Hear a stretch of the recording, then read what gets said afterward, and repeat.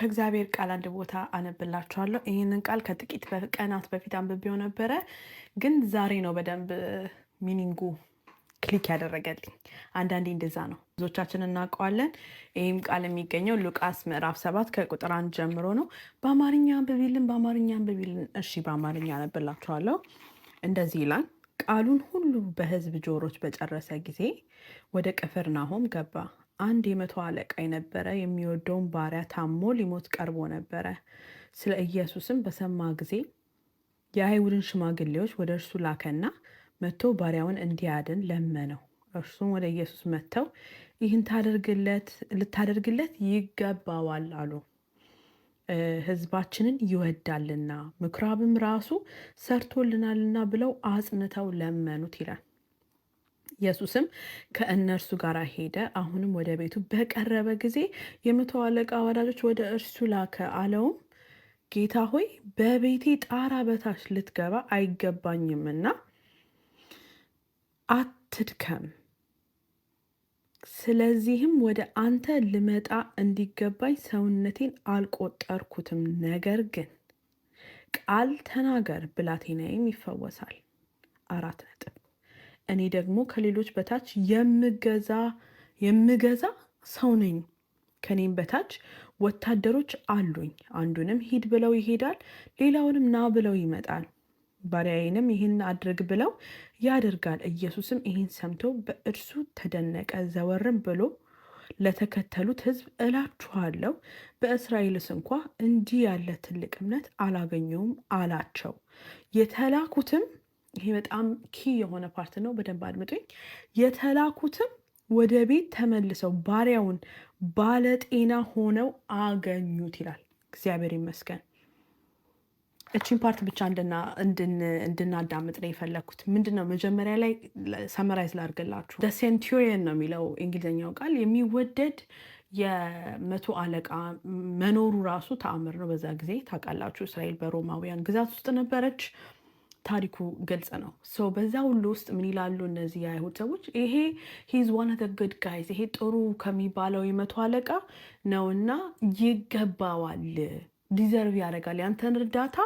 አንተ ለልጁ ለባሪያው ቤቱ ላለው ለብላቴናው እንድትጸልይለት ይገባዋል። ኢየሱስ ክርስቶስ እሺ ብሎ መንገድ ላይ ሄደ ይላል። መንገድ ላይ ሳይደርስ በፊት ደግሞ ጓደኞቹን ላከላ። ኖ አንተ በዚህ ጋር አትግባ፣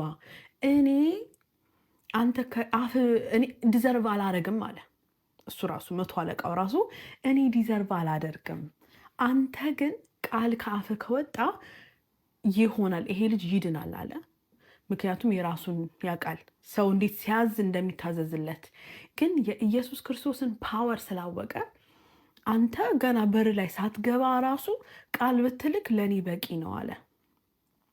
ኢየሱስ ክርስቶስም ወደ ራሱ ሕዝብ ዞረና እንደዚህ አይነት እምነት እናንተ ውስጥ እንኳን የለም አላቸው። በአጠቃላይ ይሄ ግን በጣም አንድ ነገር በውስጤ እንዲመጣ አዘዘ። አንደኛ የመቶ አለቃው አይገባኝም ማለቱ ኢት ሜድ ሂም ሃምብል። በእግዚአብሔር ዘንድ በኢየሱስ ክርስቶስ ዘንድ ሂዩሚሊቲውን አሳየ። መቶ አለቃ ነው እኮ ገብታችኋል፣ ስልጣን ያለው ሰው ነው። ግን የኢየሱስ ክርስቶስ ፓወር ጋር ሲያነጻጽር ራሱን እንግዲህ እግዚአብሔር አይኑን ለከፈተለት ሰው የእግዚአብሔርን ፓወር የእግዚአብሔርን አለቃነት ላወቀ ሰው ግልጽ ነው እሱ ማን እንደሆነ፣ እግዚአብሔር ማን እንደሆነ። ኢየሱስ ክርስቶስ በጣም ተገረመ በዚህ ራይት። እንደን በጣም ፓወርፉል የሆነውን ፓርት ሼር ላደርጋችሁ ነው። እኔ አይገባኝም፣ አንተ ግን ከአፍ ቃል ተናገር አለ እና ይሄ እምነት ኢየሱስ ክርስቶስ ከዛ በኋላ ቃል ተናገረ ሁላ አይልም። This is one of the most powerful parts of the Bible። መጽሐፍ ቅዱስ ካነበብኳቸው ብዙ ጊዜ ሂጂ እምነትሽ አድኖሻል እንኳን ይላል ኢየሱስ ክርስቶስ። ኦር ይሄ ተደርጎልሃል፣ ይሄ ተፈውሷል እንኳን ይላል ከአፉ። ሰውየው ምንድን ያለው? አንተ ከአፍህ ከተናገርክ አለ ኢየሱስ ክርስቶስን ባሪያዬ ይድናል አለ። ከዛ በኋላ ልጁ የተላኩት ጓደኞች በር ላይ ነበሩ። ሳይመለሱ ገና እንደተመለሱ ያንን ልጅ ድኖ አገኙት ይላል። there's no mention of ኢየሱስ ክርስቶስ ዳን አለው፣ ተፈወስ አለው or anything like that። የዚህ ሰውዬ እምነት ጥልቀት ነው የሚያሳየን። አንተ ፓወርፉል ነክ እግዚአብሔር ሆይ በህይወቴ አንተ እጅህን መዘርጋትም አይጠበቅብህም። አንተ ቤቴ መግባትም አይጠበቅብህም።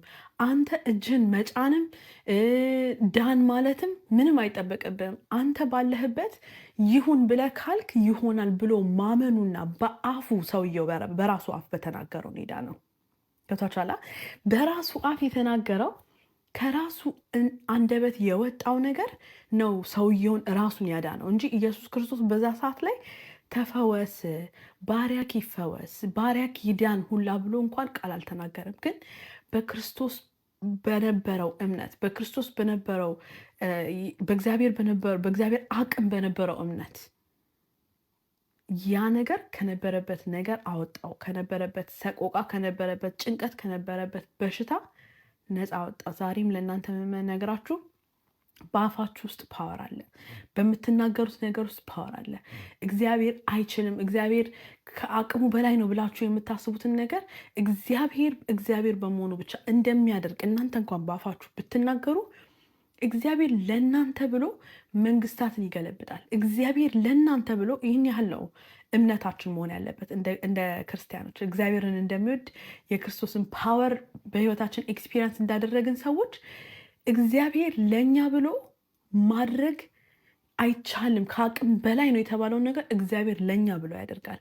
ስለዚህ ተስፋ የቆረጣችሁ፣ በእግዚአብሔር ያዘናችሁ፣ በእግዚአብሔር አቅም ጥያቄ የገባባችሁ ሰዎች በዚህ ሰዓት እነግራችኋለሁ፣ በውኑ ለእግዚአብሔር የሚሳነው ነገር አለን? መልካም ቀን ይሁንላችሁ። እወዳችኋለሁ።